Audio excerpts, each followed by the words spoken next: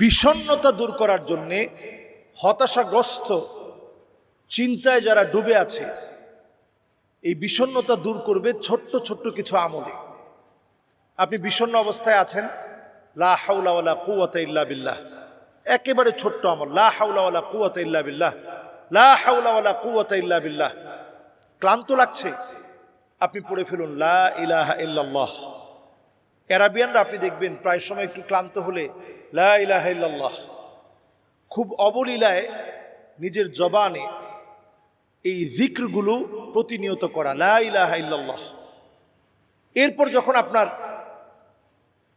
দুরূদ শরীফ পড়তে মনে চেয়েছে, অনেকক্ষণ দুরূদ শরীফ পড়লেন, একটু সহজ করে বলতে মনে চাচ্ছে, আপনি পড়েন সাল্লাল্লাহু আলাইহি ওয়াসাল্লাম, সাল্লাল্লাহু আলাইহি ওয়াসাল্লাম, সাল্লাল্লাহু আলাইহি ওয়াসাল্লাম। এবং প্রতিনিয়ত ইস্তেগফার পড়ে নিজের হতাশা, যন্ত্রণা, যাতনা দূর করার চেষ্টা করুন।